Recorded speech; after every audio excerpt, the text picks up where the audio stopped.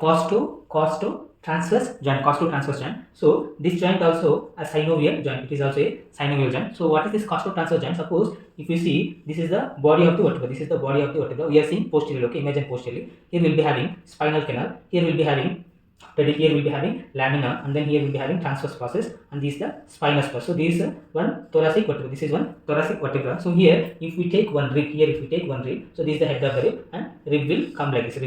Imagine here anterior will be having sternum. Rib will go on. It will articulate to the sternum like this. Okay, imagine. So here the rib is articulating here. This is costo-vertebral joint. This is costo-vertebral joint here. So this is the transverse process of the vertebra. So what is this costo-transverse joint means? It is nothing but the articulation between the rib and the transverse process of the vertebra. Articulation between the rib and the transverse process of the vertebra is nothing but the costo-transverse joint.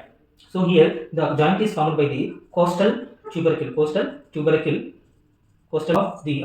rib, costal tubercle of the rib, and it is going to articulate with the a facet and costal facet on the transverse process of corresponding vertebra. So that here costal tubercle of the rib. So this is the costal tubercle of the rib is going to articulate the costal facet. So here we will be having one facet on the transverse process. Costal facet on the transverse process of the corresponding vertebra. So the connection between these two facets is nothing but the costo-transverse joint.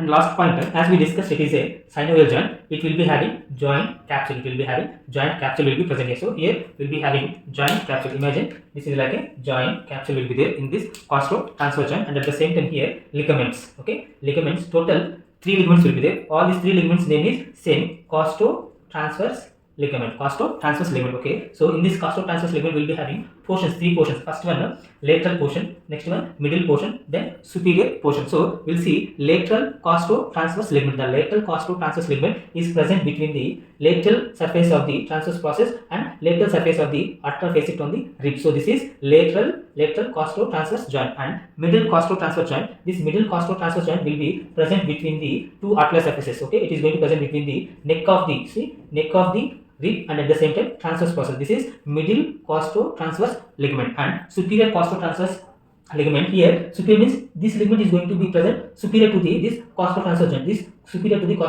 joint. So here it is present between the crest of the rib and transverse process.